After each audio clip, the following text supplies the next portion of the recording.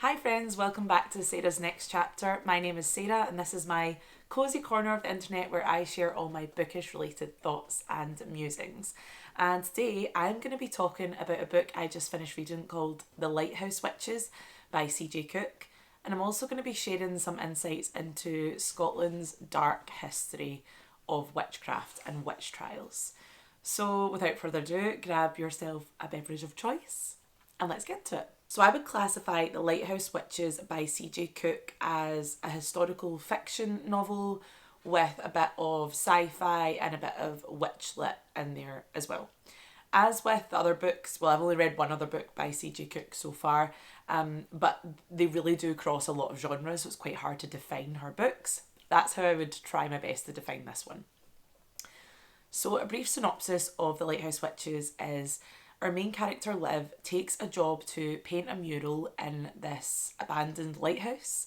A man called Patrick Roberts commissions her to paint this really strange mural, but she needs the money for her and her 3 daughters. She's living as a single parent at the moment.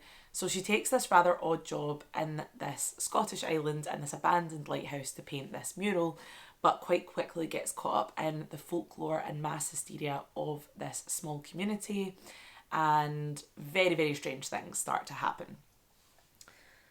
So that's the briefest synopsis I can give. I don't want to give too much away, but the main themes in this book are family, time travel, mass hysteria, and witches. I really enjoyed this book. I'm going to get into my likes right now. But first off, I will say I read The Ghostwoods at the start of this year, and I think that I kept comparing this book to The Ghostwoods, and I absolutely loved The Ghostwoods. So I don't think it was ever going to quite match up to that, if you know what I mean. However, I did still enjoy this book. It was a good read. I absolutely love how C J Cooke weaves real historical events into her novels, particularly that are set in Scotland. I don't know if all her books are set in Scotland, but The Ghostwoods was, The Lighthouse Witches was, and I'm here for it. I love it. I learned new words reading this book. I actually wrote them down in my little commonplace journal, and I'm going to tell you them right now. Because as a Scottish person, it always surprises me that there are so many Scottish words that I actually don't know what they mean. So the first word that I learned is the word broch, which is quite fun to say. And this is an Iron Age stone round building found in Scotland. We're not entirely sure what they were used for. It was possibly for defensive purposes. So that was really interesting. It seemed to be categorised that a lot of the time they didn't have a roof, although maybe other sources said maybe they did have a roof and it just kind of fell away. Maybe it was only made of like wood or whatever. But yeah, it's just basically like a stone round building that might have been used for defence or something like that. The other word I learned is a wildling. So I'd heard the word wildling before, but never really knew what it meant. It's supposed to be fae who can turn into a human. I also learned the word, I don't know how to say this, so excuse me if this is wrong, Ouroboros. It is the symbol of a snake or a dragon eating its own tail, and it symbolises eternity, life, death, and rebirth. So I've seen symbols like this before, but I never knew that they had their own name. And it's meant to symbolise like something constantly recreating itself. I quite like that. My other huge like in this book is how it really shone a light on how horrific the witch trials were in Scotland. Now, a lot of people don't think of Scotland when they think of witch trials. I think universally we all think of Salem when someone brings up the witch trials.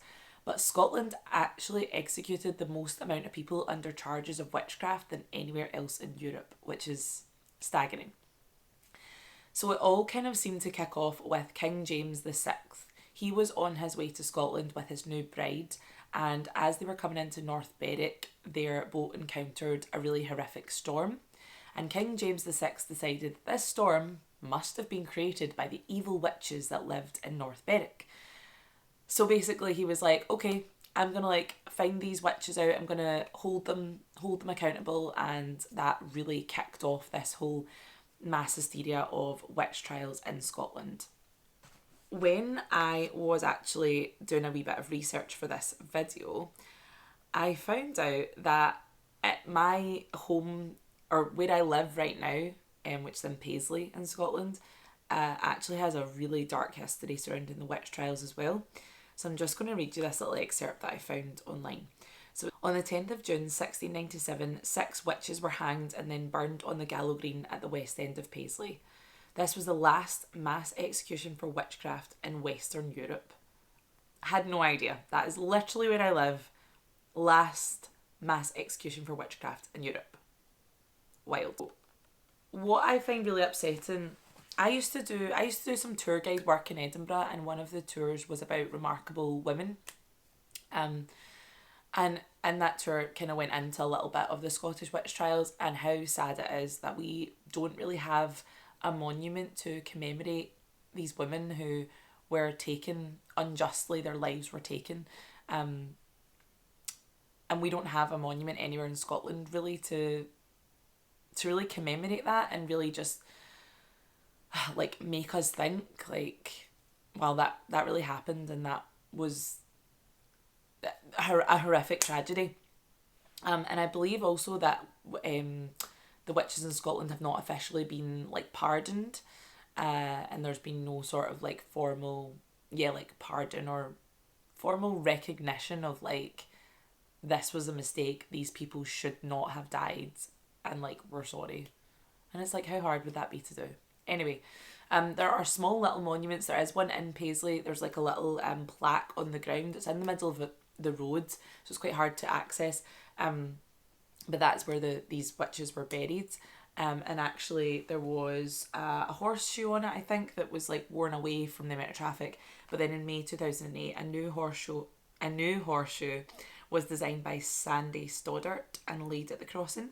And the inscription on the horseshoe, I can't say the word horseshoe. The inscription on the horseshoe reads, "Pain inflicted, suffering endured, injustice done." I thought that was quite poignant. There's also a really small, easily missable little, I don't even want to call it a monument, but it's near Edinburgh Castle.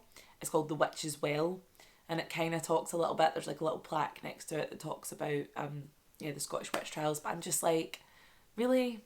Like, that's it? We have so many statues of important men, or even not so important men, all around Scotland. And there's even a statue of a bear, I think, somewhere in Edinburgh. Yeah, there is a statue of a bear.